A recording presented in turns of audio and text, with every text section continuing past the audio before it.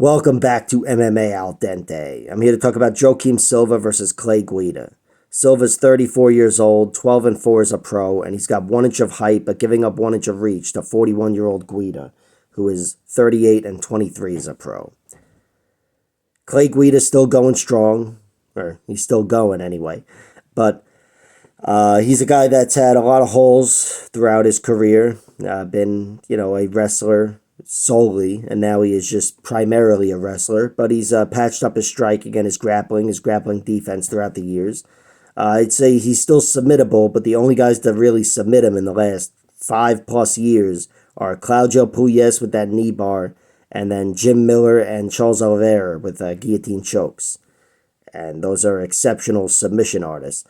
So, while he's still submittable, Clay Guida, he's a tough guy to get out of there, even today at 41 years old. As far as knocking him out, we've seen him rocked a few times. Jim Miller, of course, had him rocked before that guillotine. But Clay Guida hasn't gone out since Brian Ortega, I believe, at UFC 199, that third-round knee. But that's it. And before that was Chad Mendez. He's a really tough guy, and his chin is not a weakness on paper or otherwise. But I think Clay Guida is still a guy that doesn't have the offense to make Joaquim Silva pay, to capitalize on Joaquim Silva's primary weakness, which is his chin. Clay Guida's striking has come a long way, but he's not the most deadly guy. His last finish, I believe, on the feet was against Joe Lozon, and that was many, many years ago at this point. And it's funny, I remember thinking, they're both shot and they're both going to retire soon. I feel like that fight was like 7 years ago, and I think they're both technically active UFC fighters, although I don't know about Lozon.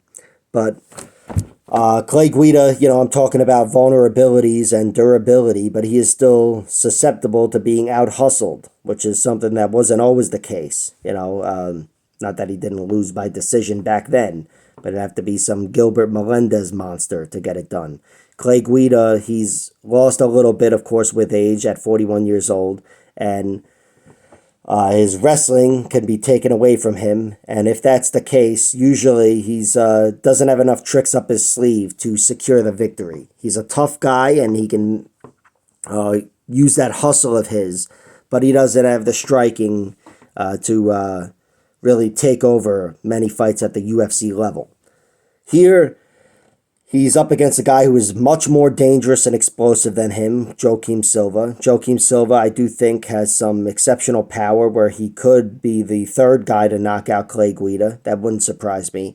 But Silva is probably a little more hesitant now that he has 3 knockout losses. Arman Sarukian, the main eventer here, got him out of there in his most recent one in round 3. Ricky Glenn knocked him out very surprisingly and very early in round 1. And Nasrat Haqparast knocked him out in round 2. And those are bigger, stronger guys than Clay Guida and better strikers. But still, 3 knockout losses is 3 knockout losses. That chin's only gotten weaker with each knockout loss. I suppose there's room for Clay to hit that button. But really, Clay Guida's only path to victory in this fight that makes sense to me is hitting takedowns and grinding them out. Vince Pichelling him, taking away that athleticism and explosiveness, and outworking him down the stretch. With each round being less dangerous. And I do think Clay Guida can still get that done, but I'm not picking it to happen. Joaquim Silva, he's a guy that is, again, athletic and explosive, dangerous enough where I think he can stuff a takedown or two and scare Clay really from shooting in. And I think he can get the better of Clay on the outside of a striking battle and maybe be the first guy to knock him out, but definitely beat him up on the outside and make this a striking match and get the better of him pretty cleanly. Clay is still formidable on the feet, but he's not fighting Marco Madsen here, even though he lost that one by split decision. Really close fight. And Joaquim Silva, he's still relatively in his prime, 34 years old. Not a lot of mileage on him at all. And he's shown in the past, of course, the Jared Gordon knockout round 3.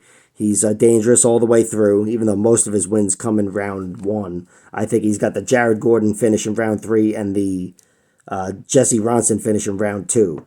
But for two of your best victories and your best fighters that you've beaten to get them out of there down the stretch is only a positive sign, in my opinion.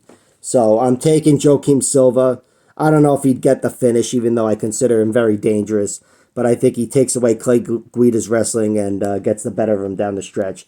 As for bets, Clay Guida by knockout round 1. What the fuck? Like, share, subscribe, all that horseshit. Check out my other videos.